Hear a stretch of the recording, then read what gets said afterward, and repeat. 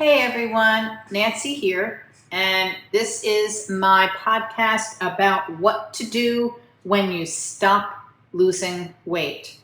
Any of you out there who are looking to shed some unwanted pounds may find this to be a problem.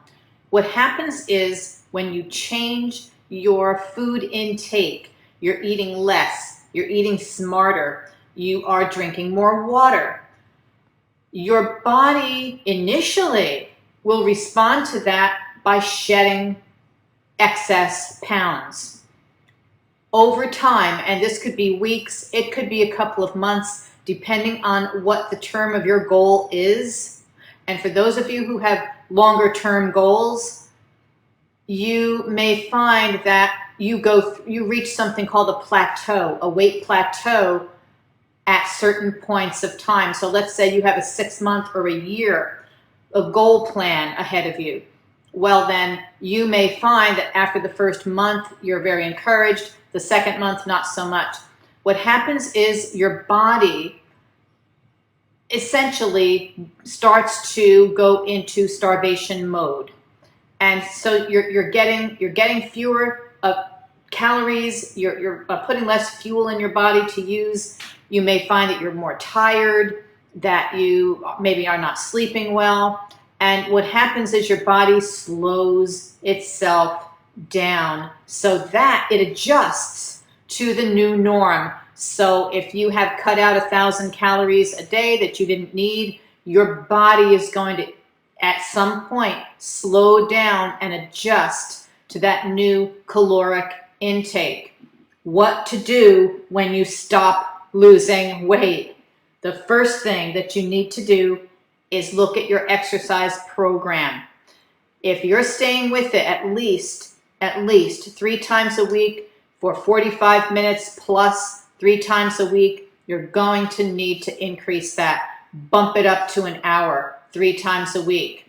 If you're using weight and you have been consistently, let's say, using 5-pound bells, you are going to need to look at finding another weight, a higher level weight, a heavier weight.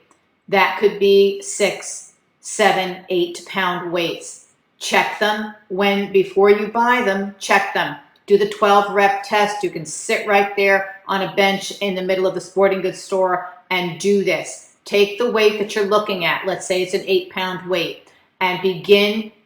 You sit down from a seated position and you begin to do curls. If you've been using weights, you know very well what a curl is. Start doing them 1, and comfortably 2. Do them well. Tuck it in. Tuck that elbow in. 3.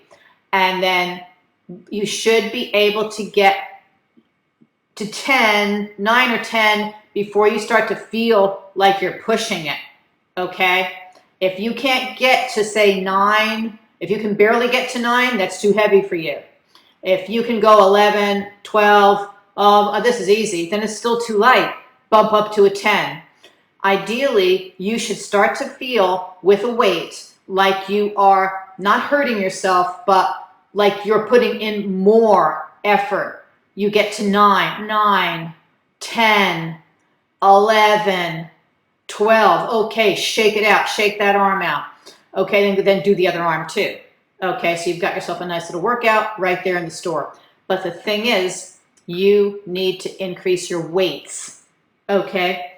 The other thing is, you're going to need, and here's the part that gets a little tricky, that some people may do the wrong thing with, so be careful. You don't want to mess up all your good progress. Eat a little more.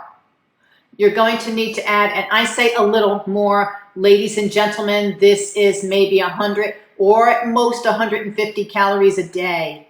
And they need to be good calories. They need to be fruit, vegetables, cooked or uncooked.